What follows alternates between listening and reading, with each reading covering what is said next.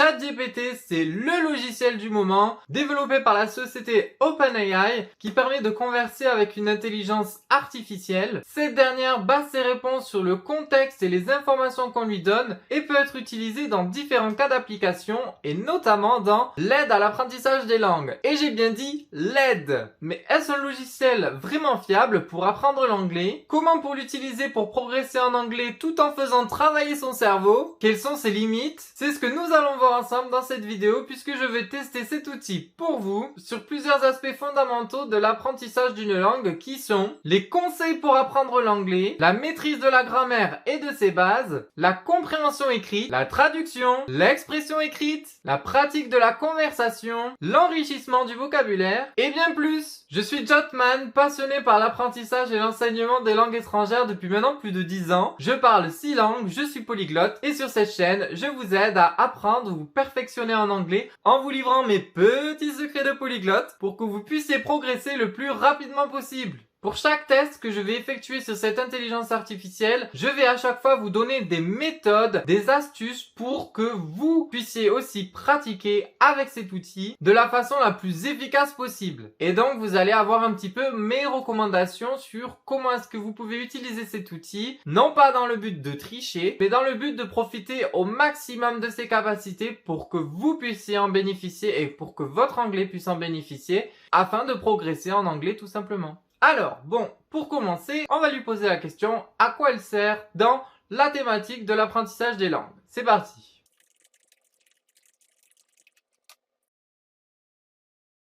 Dans un premier temps, il nous dit qu'il peut être un peu comme un compagnon virtuel qui peut nous aider donc à converser en anglais ou dans n'importe quelle autre langue. Il dit qu'il peut apporter des réponses en fonction d'un contexte qui est donné, qui va permettre d'améliorer la fluidité et la compréhension de la personne qui utilise l'intelligence artificielle.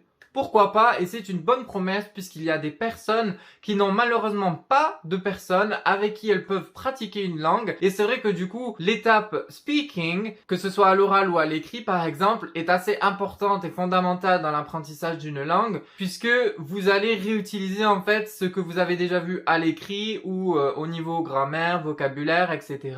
dans une conversation et le rythme est beaucoup plus rapide et la façon de parler est différente qu'à l'écrit formel aussi. Donc c'est assez important d'avoir une personne avec qui pratiquer la langue en utilisant du vocabulaire de tous les jours et c'est vrai que ça peut être pas mal d'avoir un assistant virtuel en quelque sorte avec qui pouvoir converser. Donc pourquoi pas, on verra tout à l'heure qu'est-ce que ça donne en termes de résultats. Il nous dit également qu'il peut corriger les erreurs donc en termes de grammaire, de vocabulaire ou de syntaxe ou autre. On va voir s'il remplit nos attentes de ce côté-là. Il nous dit ensuite qu'on peut poser n'importe quelle question sur le vocabulaire, la grammaire ou les aspects culturels de la langue ou tout autre aspect concernant la langue et il va nous répondre avec précision et détail et ça c'est intéressant aussi lorsqu'on apprend une langue et on va mesurer son degré de précision sur ses réponses. Il nous dit ensuite qu'il peut générer des phrases types qu'on lui demande, donc que ce soit niveau débutant, intermédiaire ou avancé par exemple, afin que l'on puisse s'en servir pour ensuite améliorer sa compréhension mais aussi son expression écrite, voir en fait des phrases justes, comment elles sont construites au niveau syntaxique, pour ensuite le reproduire et donc enrichir l'expression écrite et orale. Ouais.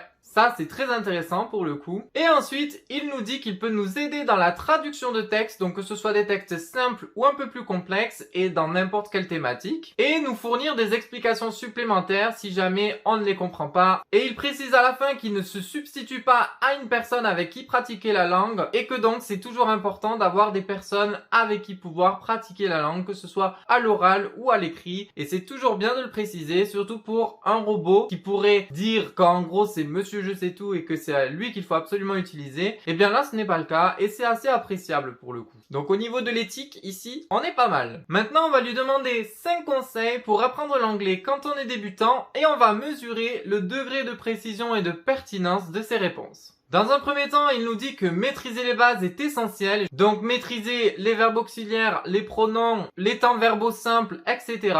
C'est tout à fait vrai puisque ce sont des bases qui sont très importantes sur lesquelles ensuite vous allez pouvoir vous appuyer une fois que vous les avez acquises pour ensuite continuer à progresser en anglais. Ensuite, il nous dit d'avoir une pratique régulière et quasi quotidienne de la langue, même si c'est pour quelques minutes et je suis tout à fait d'accord avec ça. Et ça permettra donc de gagner en fluidité lorsque l'on pratiquera la langue, que ce soit à l'écrit ou à l'oral. Et il donne également des pistes, donc utiliser des applications, des sites internet, des livres, etc.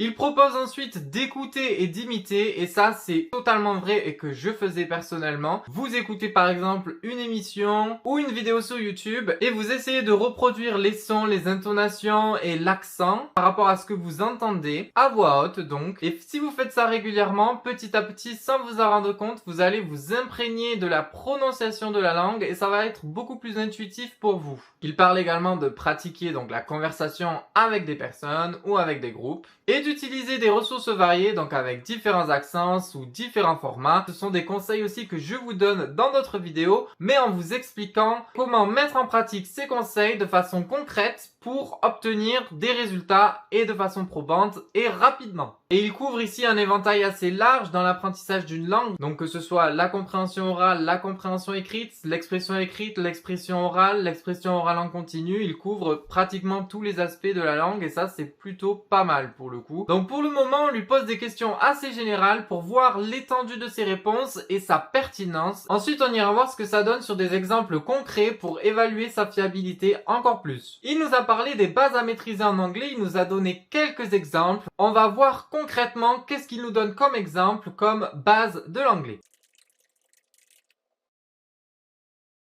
Dans la première, c'est l'alphabet. Effectivement, c'est la base de n'importe quelle langue. Il faut connaître l'alphabet. Ensuite, les salutations. Et c'est tout à fait vrai, puisque lorsque vous allez rencontrer quelqu'un la première fois, ce qui est très important de soigner, c'est vos salutations, mais également votre présentation. C'est important de la soigner et de faire en sorte de ne pas faire de fautes lorsque vous vous présentez, parce que ça va donner une bonne image, entre guillemets, de vous et de votre anglais. Après, si vous faites des erreurs après votre présentation, c'est pas grave. Et des fois, il y a des personnes que vous voyez seulement pour de brefs échanges et ça peut être des personnes aussi qui sont importantes. Donc, si vous soignez votre présentation et que vous la faites sans faute, ça donne une bonne impression de vous. Dans le professionnel comme dans le personnel, ça peut vous servir. Les pronoms personnels, tout à fait, donc I, you, he, she, it, we, you, they, puisque pour faire des phrases, vous en avez besoin. Les articles, donc pour dire un ou une en anglais, a ou an. Et je vous invite à aller voir ma petite vidéo si ça vous intéresse là-dessus, qui vous explique en détail quand est-ce que vous devez mettre a et quand est-ce que vous devez mettre an. Donc bien évidemment, vous en avez besoin tout le temps, donc il faut absolument maîtriser cette notion.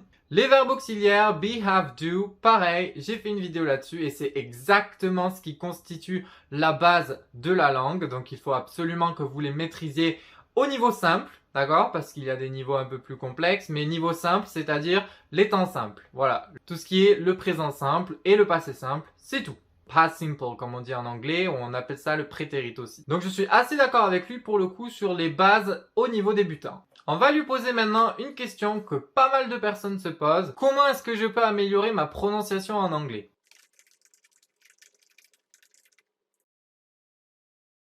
Il nous dit dans un premier temps d'écouter du contenu natif, donc que ce soit des podcasts, des émissions ou autres, et d'essayer d'imiter ces prononciations-là. Et oui, c'est très important parce que l'acquisition de compétences en prononciation passe de façon beaucoup plus efficace par l'imitation, puisque quand vous imitez, vous le faites à voix haute, et donc votre cerveau sera plus susceptible de retenir plus rapidement les mots pour lesquels vous aurez imité leur prononciation. Donc ça, je valide tout à fait. Pratiquer des sons individuels, donc par exemple, si pour nous, il y a des sons qu'il est difficile de prononcer, notamment je pense au TH qui revient souvent dans l'anglais, ou d'autres sons, et c'est important de bien identifier ces sons et ensuite de faire des exercices dans le but d'améliorer votre prononciation de ces sons. Ça passe par la pratique pour pouvoir réussir à prononcer ces sons. Utiliser des applications pour améliorer sa prononciation. Oui, pourquoi pas, j'en connais pas. Personnellement, lui vous en recommande, mais moi je ne saurais vous dire si elles sont bonnes ou pas, en tout cas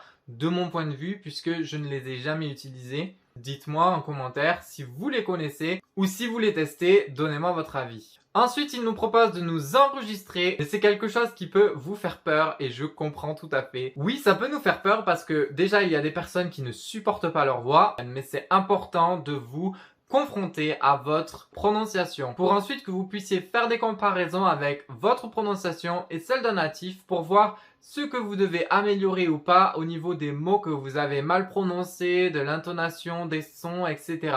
Donc enregistrez-vous, n'ayez pas honte. Certes au début ça va vous faire un petit peu bizarre, mais ensuite petit à petit vous allez vous habituer à votre voix, à l'écouter dans une langue étrangère et en identifiant les points sur lesquels vous devez vous améliorer en prononciation à chaque fois, ça va vous permettre d'être un peu plus autonome dans l'apprentissage de la langue et de mieux prononcer les mots. Et ce que je vous recommande, c'est si vous souhaitez vous enregistrer sur un contenu ou autre, choisissez un contenu pour lequel vous avez un audio. Comme ça, vous allez pouvoir comparer votre prononciation avec celle du natif. Attention, on parle bien de prononciation, on ne parle pas d'accent. Et ensuite, il nous dit de travailler avec un tuteur. Pourquoi pas? Maintenant qu'on lui a posé des questions d'ordre général et qu'il a répondu parfaitement jusqu'à maintenant, on va voir en détail maintenant dans la pratique avec des exercices et des méthodes concrètes s'il fait l'affaire. Retrouvez dans la deuxième partie de cette série de vidéos sur ChatGPT la semaine prochaine comment utiliser l'outil pour la compréhension écrite, l'expression écrite, la pratique de la conversation et également l'enrichissement du vocabulaire. J'espère que cette vidéo vous a plu. Si c'est le cas, n'hésitez pas à liker, commenter, partager. Également à vous abonner en cliquant ici si ce n'est pas encore fait. On se retrouve la semaine prochaine pour une nouvelle vidéo.